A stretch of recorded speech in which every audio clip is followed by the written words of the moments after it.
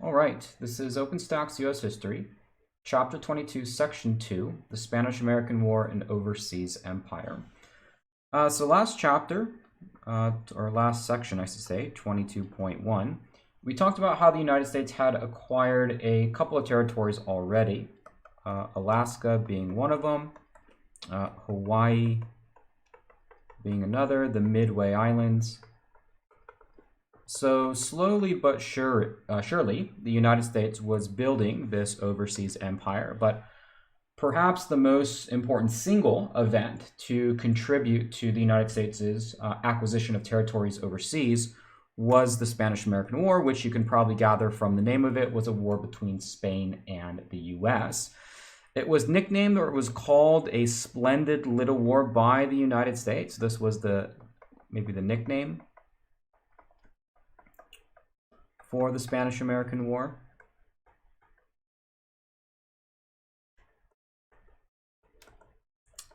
And the reason why they called it, a splendid little war was because it was over pretty quickly, and it was a decisive U.S. victory. All right, this was again, a nice little war for the United States to win.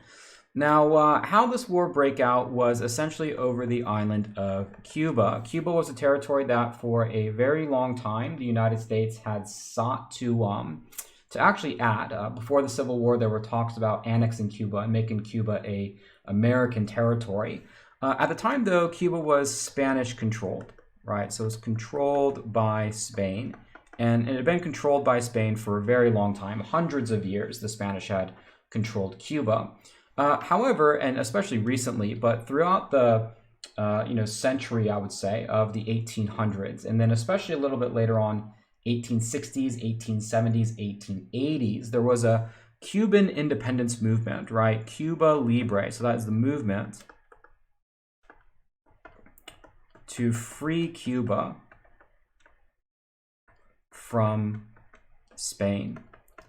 And this movement, this Cuban liberation movement that witnessed the Cuban people trying to overthrow Spanish rule, was covered in the U.S. press. And it was something that was front page news for the most part in the United States. So Americans were very much aware of what was going on in Cuba, especially the actions of General Valeriano Weyler, who was a Spanish general who was more or less responsible for crushing the Cuba Libre, right, the liberation of Cuba. And he was someone who was portrayed very much like a villain in the U.S. press. A lot of the stories about some of the horrific conditions, including putting Cubans in what would essentially amount to concentration camps. And so the United States really came to supported Cuban independence. And, for the U.S., they viewed Cuban independence very similarly to American independence, that, they were doing it for all the right reasons, self-government, and to free themselves from a overbearing or over-controlling government. And so the U.S. really sympathized, right, with this Cuba Libre movement. This was only aided with yellow journalism, which we had actually talked about before. But yellow journalism was the maybe exaggerating of news stories.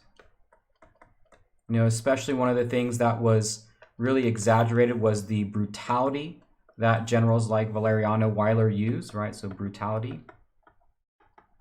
And, this made calls for United States to support Cuban independence. The two probably most well-known news or media, we'll call them robber barons because we've used that term before.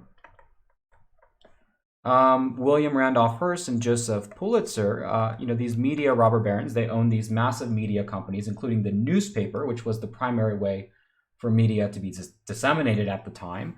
They used yellow journalism.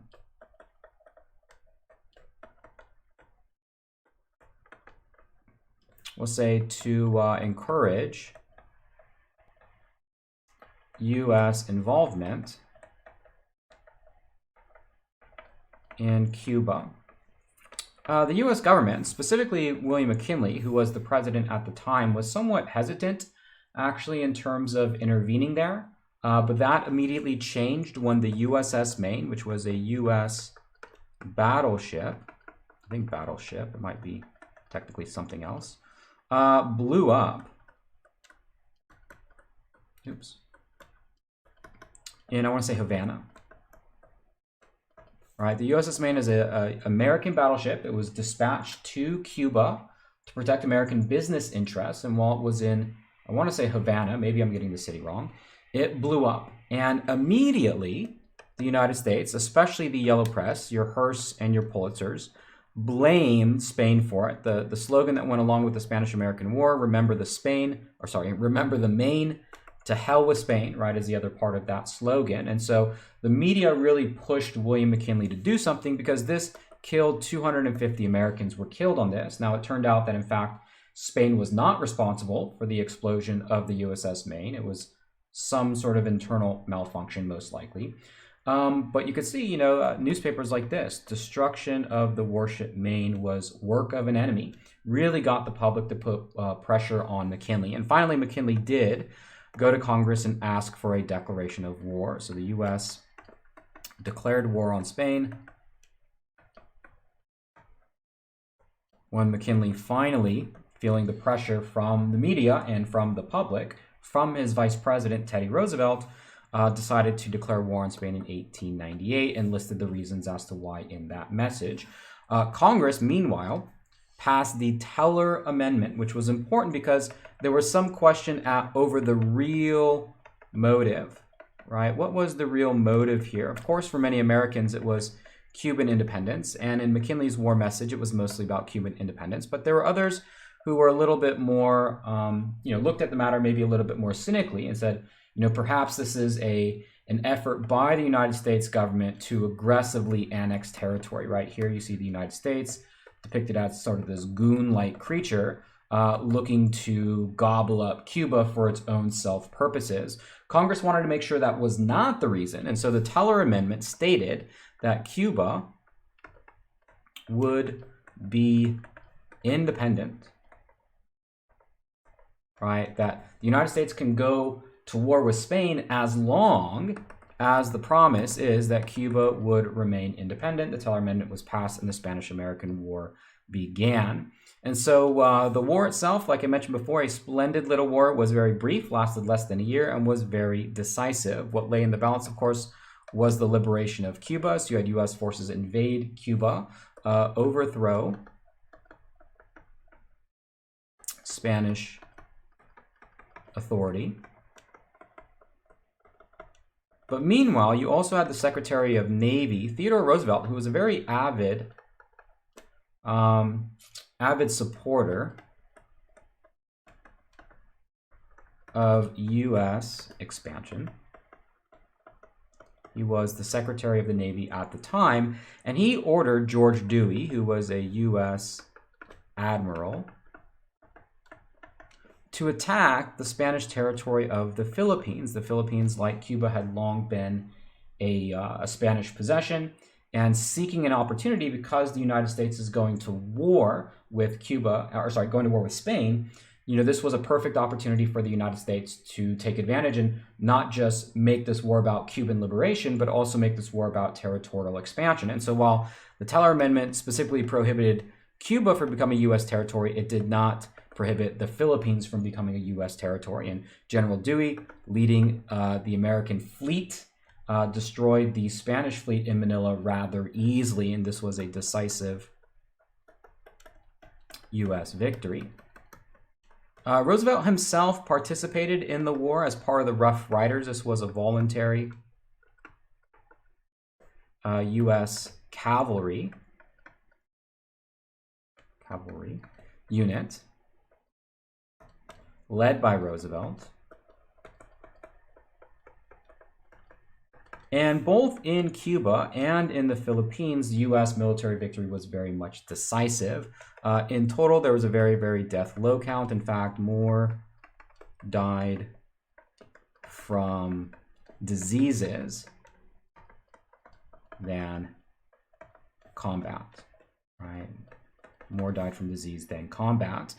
However, though, the controversy of the Spanish-American War mostly came in the aftermath, and this was about the question over the Philippines, because recall, one of the main reasons as to why the United States got involved in this conflict was to liberate Cuba from Spanish control. There wasn't really much talk about the Philippines, but the Spanish had been ousted from the Philippines, and the question was, should the Philippines be granted their independence or govern themselves? And the Americans at the time said no, that the Philippines is not ready for self-government. All right, the Philippines is not ready for self-government. There was also one of the factors that also reasoned into this. There was a couple. One was, well, maybe not necessarily related to self-government, but the United States believed that leaving the Philippines independent would make it vulnerable to other powers. All right, so the idea is, well, if the United States lets the Philippines be independent, well, then another country like Japan, Russia, Germany, or Great Britain, one of those other nations are going to come and conquer the Philippines anyway. So it's better off that the United States take control of that territory and not let it be independent. There's also a sense of white supremacy as well, and this is certainly a common theme throughout the era of imperialism, that because the people in the Philippines were looked down on, considered to be racially inferior, it wasn't believed that they could handle their own government or their own independence. So both of these factors led to the decision that no, the Philippines would not become an independent nation and would in fact remain now not under Spanish rule, but now under U.S. or American rule. The Treaty of Paris that was signed in 1898 ended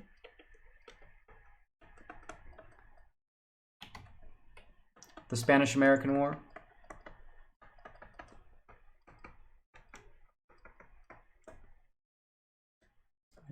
American War. All right, there's a lot of different treaties of Paris, so it's very important to pay attention to what year it is. In that treaty, Cuba did become independent. The territories of Puerto Rico, Guam, and the United States, right? These were all added to the U.S. Right, so in terms of building this empire, whereas earlier we talked about Alaska, Hawaii, Midway Islands, now with this one single conflict alone, 3 territories, Puerto Rico, Guam, and the Philippines now all become part of the U.S. It was really the acquisition of the Philippines that started the intense debate over, what America's role should be overseas. You had organizations like the Anti-Imperialist League form overnight. So this was an organization opposed to U.S. empire. And there were a lot of different reasons as to why it was. Some said, look, it's an anti-democratic system. The fact that the United States stands for government by the people, for the people, yet are taking over governments of people who live overseas is obviously a contradiction of the values of the country. There were those who looked at it in sort of economic terms and said, look, foreign competition, foreign workers can hurt workers at home. And then there are reasons just for pure xenophobia or pure racism, where the United States or people in the U.S. didn't want to have anything to do with nations that were non-white nations. So there could be a various range of degrees as to why somebody might take an anti-imperialistic position. At the end of the day, though, the anti-imperialists were not influential enough to resist all these territories being added to the United States. Meanwhile, in the Philippines, it became obvious that while the Americans were welcomed as first, right, the United States came in as liberators, liberating the Philippines from Spanish rule, it became very clear that the United States was not there to grant independence, but rather just to replace Spain as the rulers of Philippines. And so you had a Philippine resistance, or even a war, a revolution, you might say, against U.S. occupation. Emilio Aguinaldo was the leading nationalist, right? So he was the leading nationalist against U.S. occupation and wanted the United States to essentially leave the islands. This resistance, or this war, as it's sometimes referred to in other textbooks, was by far longer and much deadlier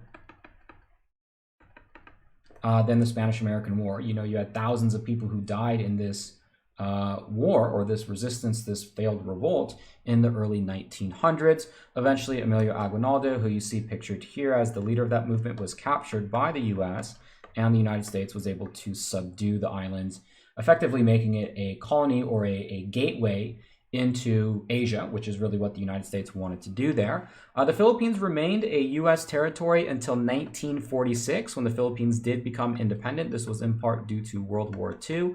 So approximately from 1898 to 1946, the Philippines was a U.S. territory, right? This was part of the empire, probably the largest, most significant part of the American empire. Just to kind of make a side note here, there is one other term that I do want to make sure that you're familiar with. It is the Platt Amendment. And sort of contrary to everything we've been talking about in the Philippines, the Platt Amendment is actually related to Cuba.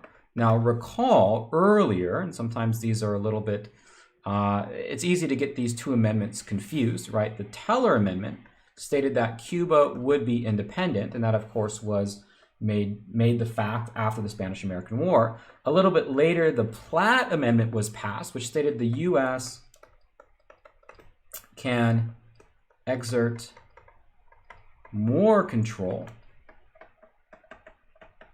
over Cuba, right? And that included giving the United States a naval base at Guantanamo Bay, U.S. naval base in Cuba. And, you know, really the point to make about this is that although Cuba was, quote unquote, technically independent, the Platt Amendment more or less gave the United States the authority to exert so much control over Cuba that in reality, we probably wouldn't say that Cuba was a fully independent state. The United States had a lot of control over Cuba despite the Teller Amendment.